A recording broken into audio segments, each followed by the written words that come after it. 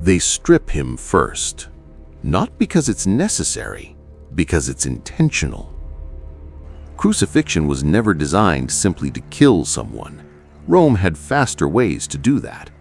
The cross served a different purpose. It turned suffering into a public event.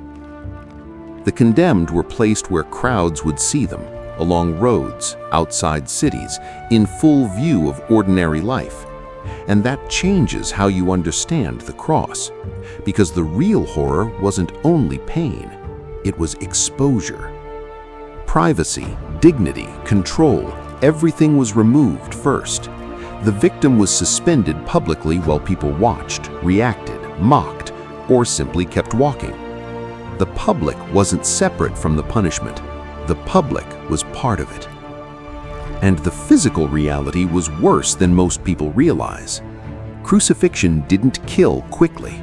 Breathing became effort. Every movement caused pain, but staying still became unbearable too. The body fought to survive while the cross slowly worked against it hour after hour. Which raises the real question. If crucifixion was designed to break more than the body, then what was Rome actually trying to control through it? Rome didn't use crucifixion for ordinary criminals. It used it for people who threatened order. That's the detail most people miss. The cross was political before it was personal. It was designed to send a message far beyond the victim itself. Public suffering created public fear, and fear kept populations controlled. You can see this across the accounts. As written in John 19, the accusation placed above the cross isn't random. It identifies a threat to authority. Luke focuses more on the public reaction surrounding the execution.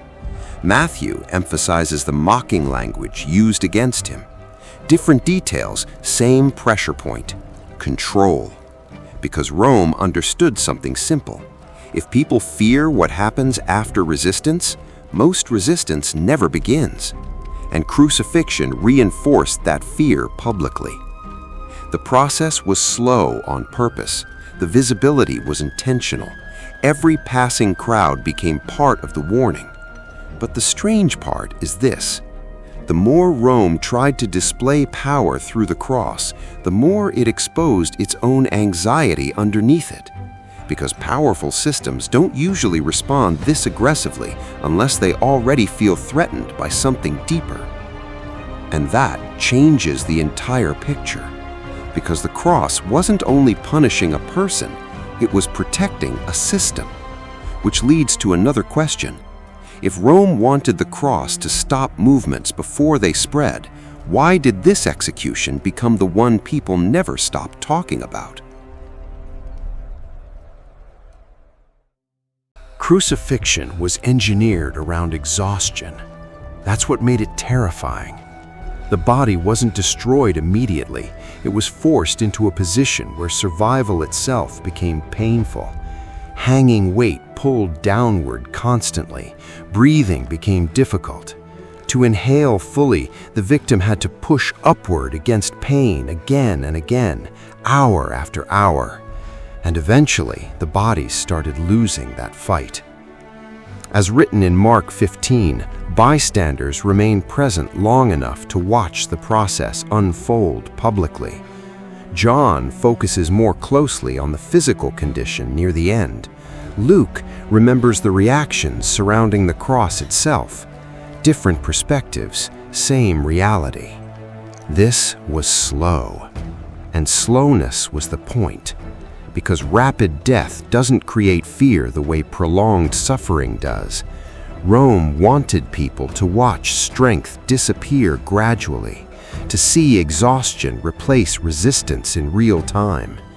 But the physical pain was only part of it. The victim couldn't escape the crowd either. Mocking, staring, waiting, it all continued while the body weakened publicly. The suffering wasn't hidden from society. It was displayed to it. And maybe that's the darkest part. Crucifixion turned dying into a spectacle, which raises another question entirely. If the cross was meant to publicly erase a person, why did it end up making this moment impossible to erase instead? The cross didn't work without witnesses. That's why executions happened publicly. Rome understood that fear spreads faster when people see suffering for themselves. A hidden punishment only affects the victim. A public one affects everyone watching. And the accounts make that impossible to ignore. As written in Matthew 27, people passing by react openly. Luke focuses on the crowd watching from a distance. John pays attention to the smaller group remaining near the cross itself. Different perspectives, same atmosphere. Observation. Some mocked, some stared, some stayed silent, but all of them became part of the moment whether they wanted to or not. And that's what made crucifixion psychologically brutal. The victim lost control over how suffering was seen. Pain became public property. Every reaction from the crowd reinforced the same message. Rome decides who is powerless. But something unusual starts happening in the accounts. The closer the execution moves towards its end, the less stable the atmosphere feels. Fear spreads differently. Reactions shift. Even the crowd no longer feels fully certain about what it's watching. And that matters.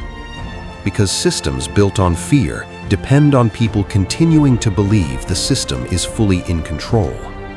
But once doubt enters the crowd, control starts weakening too. Which leads to the final question. If crucifixion was supposed to reinforce Rome's power, why do the accounts make the cross feel like the moment that power started losing its grip instead?